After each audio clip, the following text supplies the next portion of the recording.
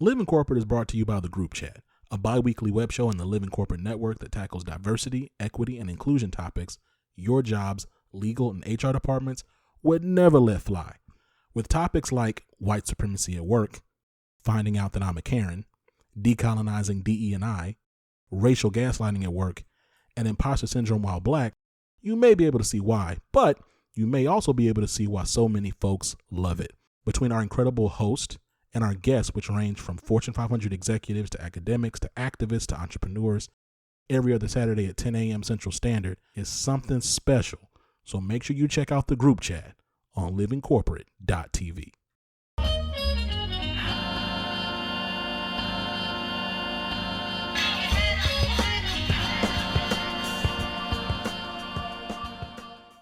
Hey everybody, this is See It to Be It, the Saturday podcast from Living Corporate.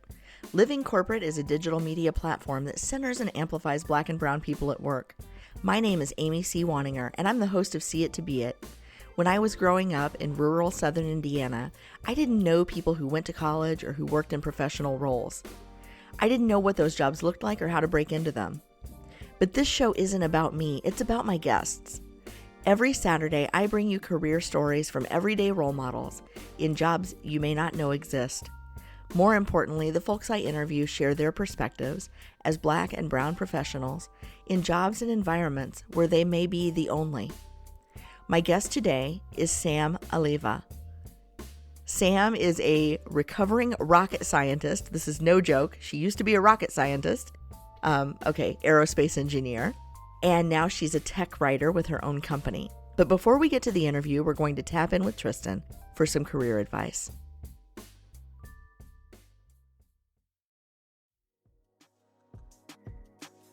What's going on, y'all? It's Tristan of Layfield Resume Consulting, and I've teamed up with Living Corporate to bring you all a weekly career tip. This week, let's talk about how you can make the case for something I'm pretty sure all of us want: a raise. Have you ever been in a job and felt like you deserved a raise? Well, you can't just ask for a raise because you feel like you deserve one, you have more bills, or you're just in a financial bind. If it was that easy, we'd all be making bank. In order to persuade your boss that they should give you more money, you have to make your case. And to do that, you have to keep track of the things you're doing or have done in your role. If you're sort of lost on where to start with that, check out episode 96 for my 25th tip on this podcast, Living Corporate, called Keeping a Career Journal. Now let's discuss a few ways you can make your case to get more coins. Has your job grown beyond the job description you signed up for, but it hasn't been defined as part of your duties? In the project management realm, we call that scope creep. It's a very common factor in why many of us think we need a raise. We get into a role, we become really good at things outlined for our position, and then we begin to take on other things to help the team, help our boss, or help the overall business. While all that is great and definitely things you should seek to do, you should also be compensated accordingly. Now, I'm not talking about the random one-off tasks your boss asks you to do, as those are probably going to be covered under the other duties as assigned portion of your job description. I'm talking about the consistent, recurring tasks that you've taken on that are outside of the scope of your role. When using this route, make sure to clearly identify and showcase the differences between your original job description and what you are currently doing to your manager so you can make your case. Have you exceeded your sales goal every month? Have you driven your projects to completion early and under budget? Did you streamline processes that generated more revenue or other business results? These are great examples of adding value to your company, and they are also great points to make when you're requesting a raise. When companies consider giving you a raise, they want to know how you have directly contributed to their overarching organizational mission. Document these accomplishments and how they relate to the larger company goals to show your manager the value that you've added to the company. This last option is a little bit risky, and I would only use it as a last resort. Test your value in the market, and what I mean by that is apply to other roles, interview, and try to get an offer. If you land an offer that is higher than your current salary, use that as leverage with your employer to negotiate. Depending on your delivery, this could leave a bad taste in your employer's mouth, or your employer could decide not to budge at all. This is why I call this option risky, but I've also worked for companies that wouldn't even consider giving you a raise until you showed them another offer proving your expertise was worth more elsewhere. Side note, if your company is like that, you might want to just accept that new offer. Making the ask for a raise can be difficult, especially if you don't arm yourself with the reasons why you deserve the raise. Take the time out to really build your case before marching into your boss's office demanding more coins. This tip was brought to you by Tristan of Layfield Resume Consulting. Check us out on Instagram, Twitter, and Facebook at Layfield Resume, or connect with me, Tristan Layfield, on LinkedIn. Living Corporate is brought to you by The Leadership Range, a podcast within the Living Corporate Network. Hosted by globally certified and Fortune 500 executive coach and leadership development expert Neil Edwards, The Leadership Range is focused on having real, raw, soulful, and accountable conversations about inclusive leadership, allyship, professional development. Every week is a new episode with new learning and new actions to take on to grow inclusively. Make sure you check out The Leadership Range everywhere you listen to podcasts. Welcome back to See It to Be It. My guest today is Sam Alleva. Sam owns a technical documentation company called Evergreen Inc. Their mission is to help innovative green tech companies save the planet. Sam is committed to providing exceptional, accurate, and scientifically sound technical documentation to companies who are dedicated to green and clean technologies. Her clients freely innovate on the basis of improving the world while leaving a minimal footprint, and she is thrilled to be part of their extended team. Sam firmly believes in the power of clear, concise, and accurate documentation, and how it not only supports all aspects of a business, but also the drive of technological development. Sam, I am so glad to have you here. Welcome to the show. Thank you so much. It's a pleasure. So I just want to know, first of all, technical documentation is not the kind of thing that you probably, when you were 5, and somebody said, what do you want to be when you grow up? You probably didn't say, I want to write tech manuals when I grow up. Maybe you did, but I'm guessing you didn't. So No. Can you tell me a little bit about how you got involved in this work and what about it appealed to you? Yeah, sure. So it's a little bit of a different type of path I took. So when I was 5, I was going to be one of the first engineers to build the rocket that got the people to Mars. I wanted to build rockets to get people to Mars. That was my goal. I've always loved space. I've always been super interested in space. And that really stemmed from watching programming such as Bill Nye and, NOAA programming. I was the nerd at heart from birth. So the whole plan was to go to an engineering school, get my aerospace engineering degree, which I did. I worked for a short stint during high school and in college at a long-term ecological research facility called Harvard Forest near my town. But that was just a short stint. It was a good job that I learned a lot at, and I went on my merry way, sort of. I went into college, got my engineering degree, and started my career in turbomachinery design. So I was working on jet engines, specifically on the HPC, which is the high pressure compressor. After a few years, I was bouncing around jobs. I had 3 engineering jobs total. And something that I realized was I didn't really care about the specific industry or application. I really loved learning. I really loved learning about fluid mechanics, which is the main component of aerospace design or aerodynamic design. And I really loved writing about it. I really enjoyed writing the reports that came with my job. So any kind of documentation that my other engineers would need in my internal team and my external team. And I have a lot of friends and family that are very much not in STEM. One of my best friends, she's, creative writer. She does not do math, but when I wrote things accessibly for her, she understood what I was working on. So it was something that I really enjoyed doing, was writing about the technologies and the innovations and all these solutions and everything for people who weren't in this world to understand. So as I got older, I worked at these different jobs. I was doing different applications with fluid mechanics. And I started to realize I really liked the writing part, a lot. As much as I do love my math and science, and they'll always have a special place in my heart, I really loved writing. So I was actually published in a peer-reviewed journal for one of my articles regarding energy recovery devices. And that was kind of the aha moment, the validation that, I can write and people do understand it and it works really well for me. Around the same time, I got very, very ill. And this happened for a few years. I was kind of down, wasn't at my full capacity for a while. And it took a while before I found a doctor who kind of believed me. There were a lot of doctors that didn't, kind of fluffed me off, right? So I finally found one who believed in me, and she fixed me up. And I had this whole fresh perspective on life. I healed up. I became myself again. And so I was like, okay, I have a new start. what am I going to do? I love engineering, but I just got this paper published. I really enjoyed writing it. I really enjoyed revealing those, like, the implications behind the data to those who are not so intimately aware of these technologies. And at the same time, I was thinking, okay, how can I have a bigger impact? That little short stint I had at the long-term ecological research facility that I worked at, that kept popping in my brain. And I was working on a green technology anyways in my engineering job. So I was like, okay, I'm having a pretty good impact here, but how can I have a bigger impact globally for climate change specifically? And it just kept jabbing at me, the guilt, like, all right, I know it needs help. I know I have the brains to help it. How can I have the bigger impact? So that's when everything kind of came together. And I realized I could start a technical writing company that focused on green tech companies to help further all sorts of technologies. And at the same time, get that information to people who are not in that world. So trying to influence the global community to realize how important these technological advances are and try to propel them forward for the betterment of everybody, right? So it's a weird path, but that's kind of how my career has gone so far. That is amazing to hear all of the different, I call them lily pad steps, right? You jump from one lily pad to another to kind of get, until all the dots connect and you kind of see what the full pattern is, right?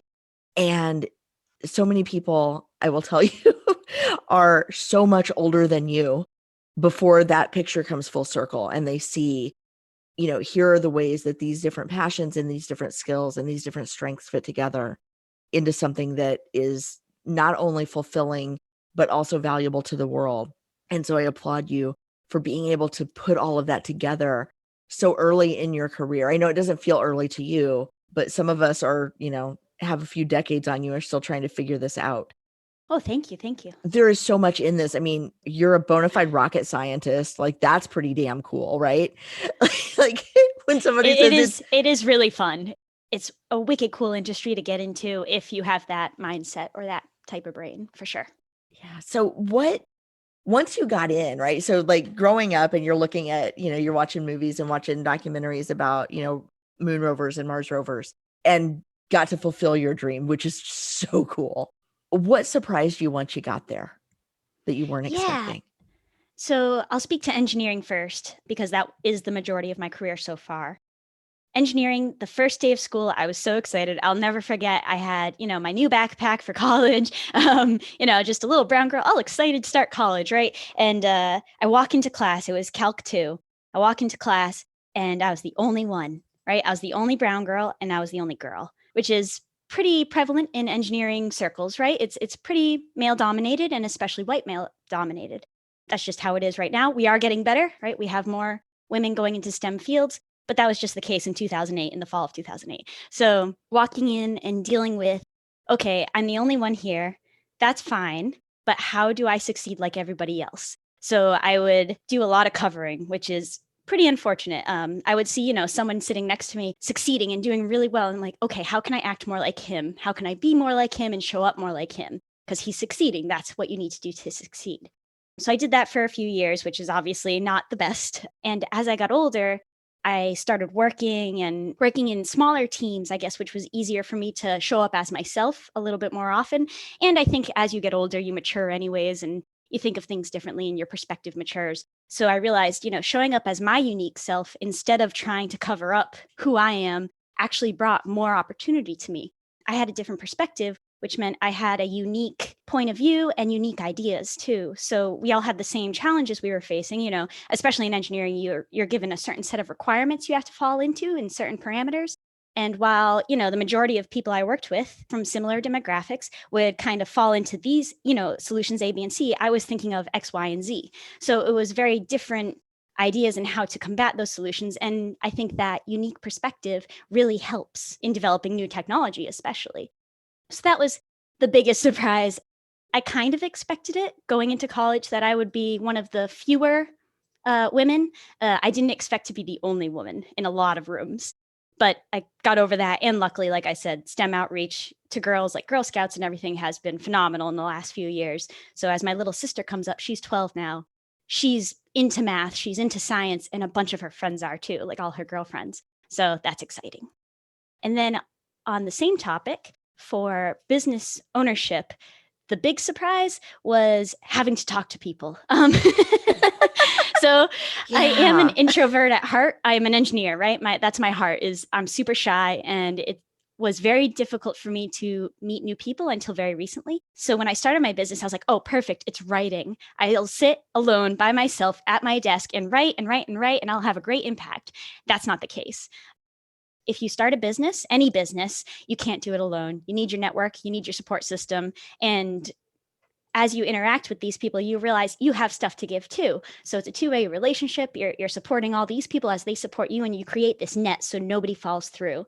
So needing to meet people and put yourself out there has been the biggest surprise to me, and definitely the biggest win, which I've grown in the last 2 or 3 years, definitely. The business ownership piece is the funniest thing, because everybody who wants to build a business thinks, I'm going to go be really good at what I do.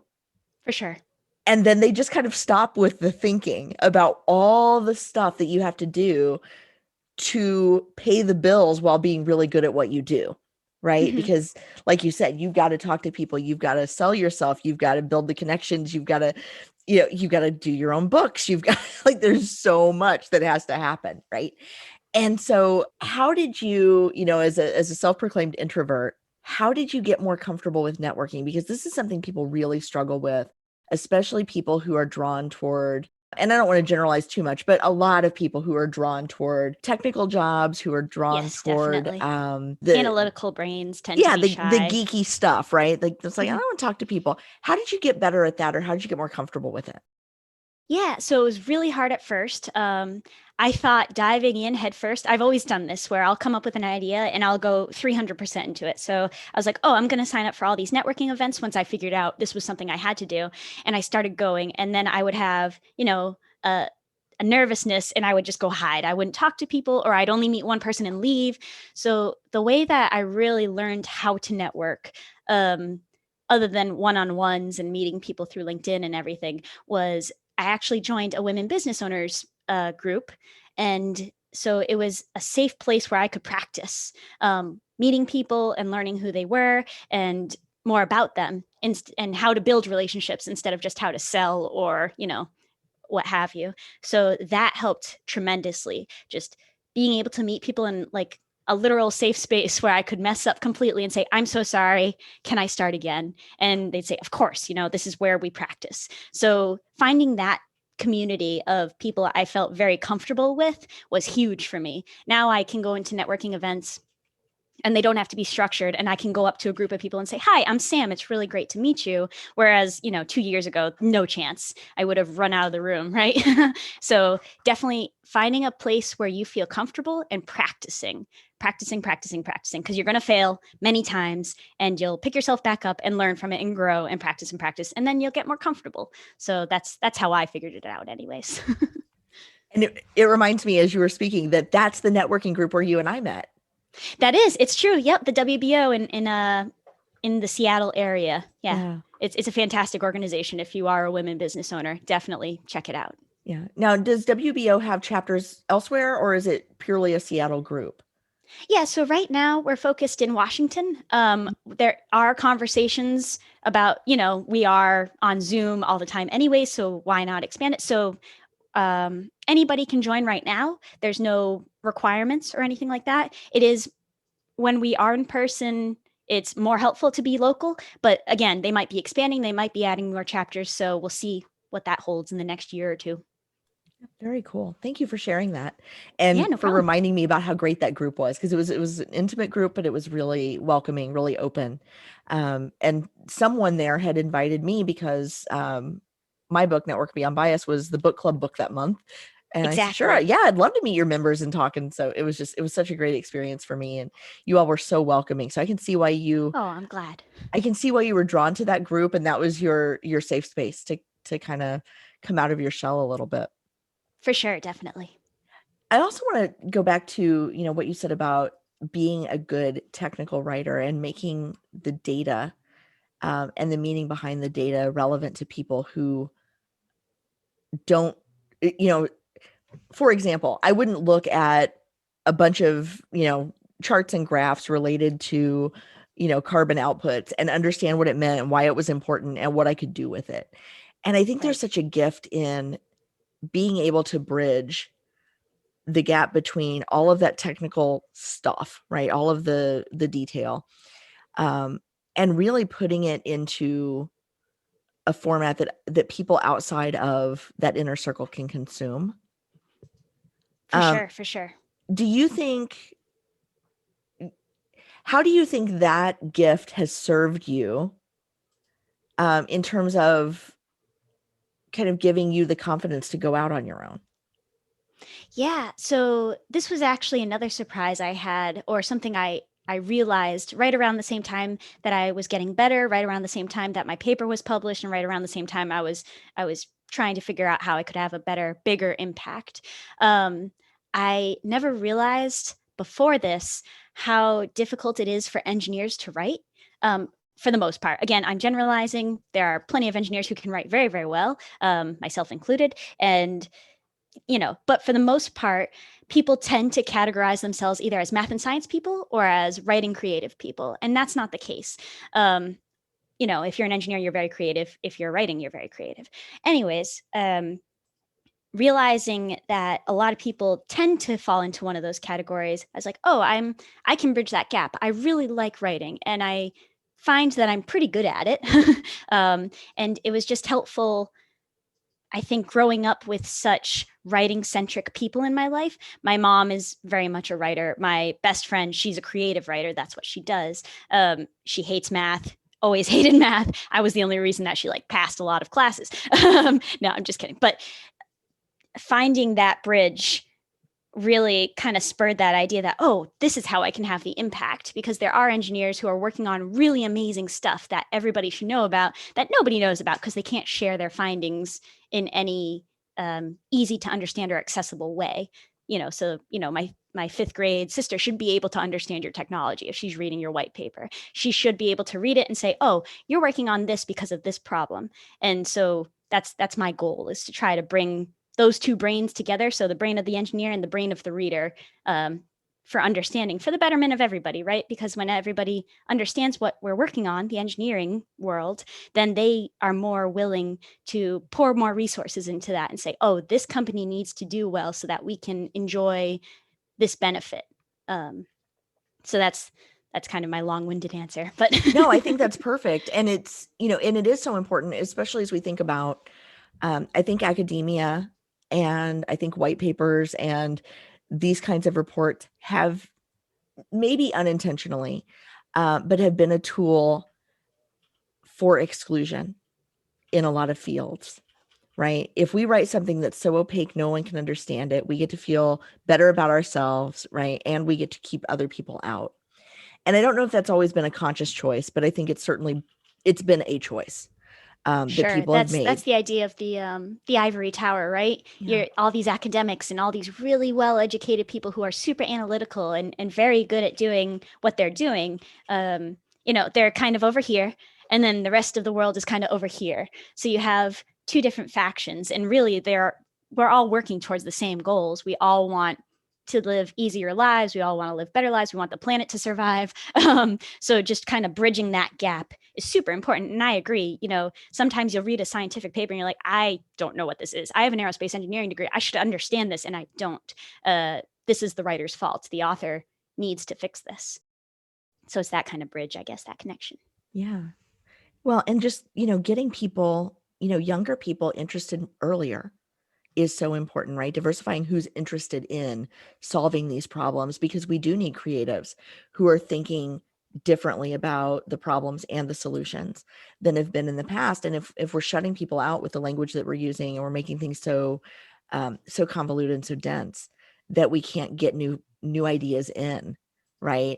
Right. Then we're just shutting off huge possibilities, right? Exactly. Huge awesome possibilities that will never be realized, right? So exactly, definitely need to be more inclusive, especially in the engineering realm where it's very data driven, data focused, maybe not necessarily, oh, how should we include more perspectives. But that's not a problem that's exclusive to the engineering world, or, Oh, it's sure, not sure. just the rocket scientists. And that's why I wanted to bring it up, because, a lot of times in business, when people think about diversity and inclusion, they think about hiring, and they think about, like, things like, well, who's in our candidate pool, right? They're not thinking broadly about how do we solve really big problems long term, and where are those ideas going to come from, and who are we solving them for, or who are we solving them with. And so I think it's important for people to hear, what you have to say about this, because if we can make information more accessible, if we can make the understanding of the problem more accessible, then we get better solutions overall, Oh, regardless for of what sure. field we're in. So, Definitely, definitely. Sam, if somebody's not in engineering, or they're not in this tech space with you already, if they're not, I know technical writing is sort of its own niche within this space, but if somebody's looking to get into this industry, and maybe they've been told, oh, that's not a good field for girls, or, maybe you should go into nursing, or maybe you should go into education, which is God. like something, yeah, I'm sure you heard that a few times in Sure, college. Have you ever considered for sure. nursing and you're like, no, I want to build spaceships and stuff? Like, Yeah, nurses yeah, don't get to build definitely. spaceships. There's nothing wrong with nursing, but if you want to build spaceships, that's not the right career path. So Mhm. somebody's been told that repeatedly, maybe because, they don't fit the mold of what people think of when they think of rocket science. Um, what would you tell them about how they can get started? Yeah, so I can share how I got started, anyways. So I'm from a family where nobody had gone to college before me. My dad's an electrician, my mom is a call taker, so it's not like we're coming from that usual traditional standpoint. And we didn't have a computer for most of my childhood, or internet, for that matter. So I spent a lot of time at the library, typing up homework assignments or just doing homework assignments. It was also a place of concentration for me. So I highly recommend research. I think for the most part, most people these days have a phone or some way of getting into the internet and researching. So do a Google search. What do these engineers do? How do you become an engineer? What schools really will support you? Um, and of course, if you don't have the internet, go to your library. Your librarian wants to help you. They want to see you succeed, especially younger people. Students, that's like their mission, is to make sure you succeed and you get the information you need to build a better place. So definitely check out your library, definitely research. And as silly as this sounds, educational programming. So um, as a kid, the only reason I knew what an engineer was because I was a nerd and I watched PBS all the time. I watched PBS, I watched NOAA programs, I watched Bill Nye, all the classic science nerd kid things to do. Just check it out, especially if you don't have internet. That was huge for me. I remember when I was very, very young and saying to my dad, Dad, I learned what an engineer is today. They build rocket ships. Look at these people in these suits. And they were in clean suits. So they had all this masks on and crazy equipment on, all this PPE. And I was like, they're building a spaceship. It's going to orbit Earth and it's going to Mars. And that's so cool. And he was like, all right, we're going to museums. He's like, all right, we have to go and learn about this stuff now, because he didn't know anything. So we all kind of pitched in to research it together, which was fantastic. So definitely research as much as you can, learn as much as you can, and then don't necessarily put yourself in a hole. Don't pigeonhole yourself. So that's kind of something that I fell into, where I felt guilty leaving my aerospace trajectory, pun not intended, um, and going into writing. But I'm realizing I can have a much better impact here. So don't necessarily pinhole yourself, but just learn as much as possible, I guess. Yeah, no, that's great. And I love that your parents were so responsive to that. And, I'll tell on myself. My son, when he was my second son, when he was like 5 years old, he was watching something on TV, and the conversation on the, like the channel changed, right? He was watching something on demand, and then it like rolled over to whatever channel had been on, and it had been on PBS. And I went in, I like walked through the living room, and he's watching Nova. And I said, "What are you watching, baby?" And he goes, "Oh, I'm watching this really cool show. It's about cold fusion." And then he starts explaining cold fusion to me. Yeah. And I bring that up because I didn't know what to do with that. I certainly didn't say, let's go to a museum. I was like, okay. But the reason my 6-year-old boy understood cold fusion was because of technical writers like you, Sam, who made that possible for him, right? Who made that accessible for him. And he could explain to me what he had just seen. So, That's an Shout out. insight I hadn't thought of before, but that is exciting. Yeah, it's kind of come full circle. I always loved, like, there was this show on at 7 a.m. on Saturdays I always watched called Science Court, and it was the nerdiest thing, and it would explain why people were or were not guilty. It was all animated. It wasn't, real cases, but why they were or were not guilty because of scientific reason and logic and data. And that was huge for me. And I always think of that, whenever I come across different arguments, I'm like, that's not a logical argument, or it is, or, where's your data to prove that decision? So yeah, thanks for that insight. That's really nice to hear. Yeah, that's true. Yeah. But it matters, right? The work that you do matters, and it'll matter to a whole new generation of scientists someday. I mean, That's it makes a exciting. big difference.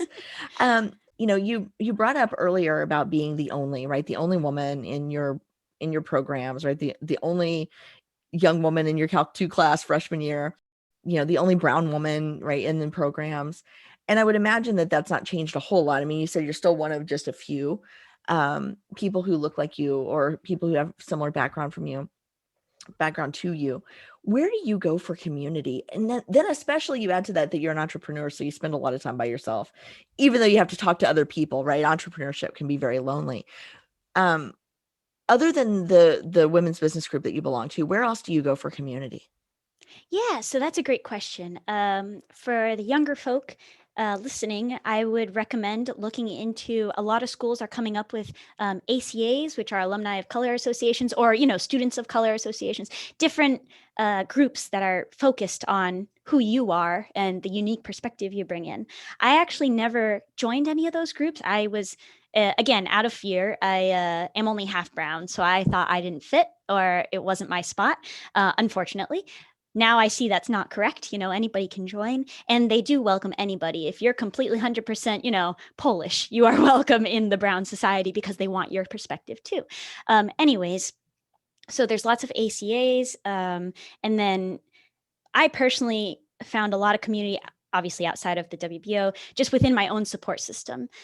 So like you said before, I am very fortunate. I have a very, very supportive family. My parents have always wanted to see all of their children thrive. I have a bunch of siblings, so so I've had that growing up, and I recommend always surrounding yourself with people who want to see you succeed, and that people you want to see succeed. So it's a two-way street. You want to see them succeed, and they want to see you succeed. And that's how you build a support system that catches everybody in the net. If somebody falls, you're picked back up.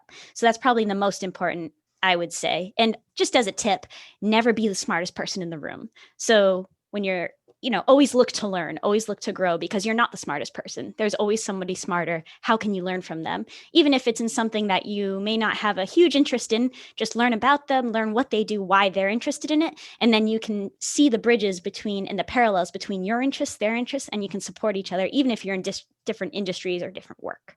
So that's probably my recommendation. That is fantastic advice.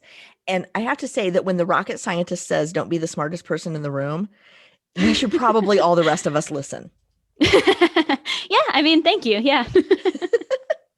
All right, Sam, I want to thank you so much for being on the show, for sharing your story and your expertise and your career journey with us. It's stories like this that inspire others to tell their stories, to share their stories, and to maybe, try something new, even though there's the risk of being the only, or the risk of having to talk to people. Maybe they don't want to do that. So for sure. So much. Thank you for your vulnerability and your openness today. Oh, you're most welcome. And thank you so much for having me. Living Corporate is brought to you by The Access Point. The reality is, this is the largest influx of Black and brown talent corporate America has ever had. And as a result, a variety of talent entering the workforce are first-generation professionals. The other reality? Most of these folks aren't learning what it means to navigate a majority white workplace in their college classes. Enter The Access Point, a live weekly web show within the Living Corporate Network that gives Black and brown college students the real talk they need and likely haven't heard elsewhere.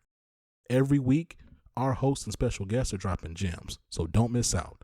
Check out The Access Point, airing every Tuesday at 7 p.m. Central Standard on livingcorporate.tv.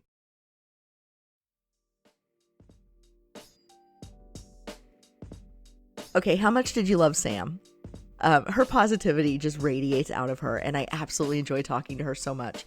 What I loved about this interview was, the way that she took all these things that make her super unique, the kind of her left brain, right brain combo. And she made this happen for herself, right? She found her niche in the place where she can give back to the technical community and contribute to the technical community in the ways that really resonated with her at a very young age. If you enjoyed this episode as much as I did, don't forget to subscribe to Living Corporate and share us with your friends and colleagues.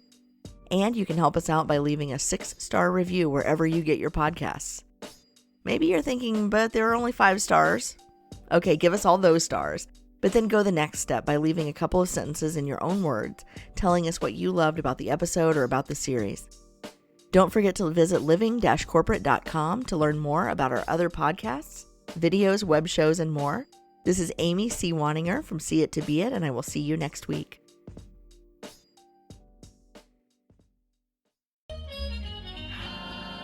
Living Corporate is a podcast by Living Corporate LLC. Our logo was designed by David Dawkins. Our theme music was produced by Ken Brown. Additional music production by Antoine Franklin from Musical Elevation. Post-production is handled by Jeremy Jackson. Got a topic suggestion? Email us at livingcorporatepodcast@gmail.com. You can find us online on Twitter, Facebook, Instagram, and living-corporate.com. Thanks for listening. Stay tuned.